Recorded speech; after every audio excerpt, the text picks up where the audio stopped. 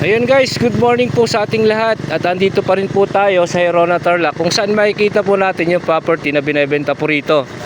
At ito po yun, yung property. Ayan, malapit po ang bayan ng Herona. Andyan lang po, 2 minutes drive po. And then National Road, 300 meters, National Road na po. And then MacArthur, ayan po, sa likod po ng poste na yan, ng yung GCP grade, yan. Dan na po yung MacArthur. Ito po yung property. Sumusukat po ito ng 7,000 plus square meter. Ayan. Mula po dito sa may ito to. Yung parang balag na yan ng mga kwan. Mula po dyan hanggang dun po sa tapat ng Kalabaw na yan. Kay Carl Kalabaw. Ayan. Ito po yan. Pag ganun po siya.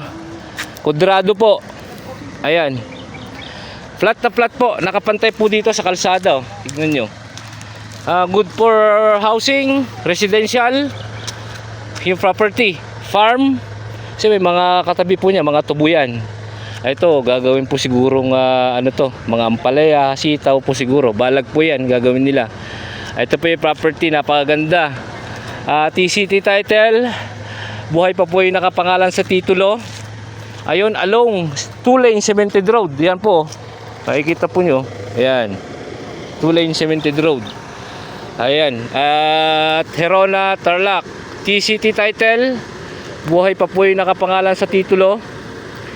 Ang frontage po pala nito, nasa 35 meters frontage. Estimated ko po. Mula po doon hanggang po dito. Ayan, 35 meters frontage. At makakausap po natin mismo yung may-ari dito, kung sino man po yung magkakagusto. Idadirect ko po kayo sa seller, just in case na magustuhan nyo po itong property. Herona Tarlac po ito Herona Tarlac. Ayan.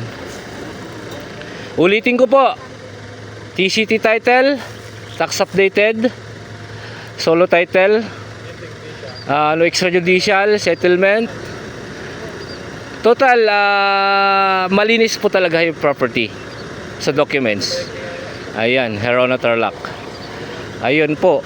Kung sino po magkakagusto dito sa property, ilalagay ko po yung number ko. PM nyo lang po kayo o tawagan nyo ako, i-text sa screen ng video. Ayun, salamat. Until my next video, Mr. Excitement Mix Vlog. Salamat po. Okay, next.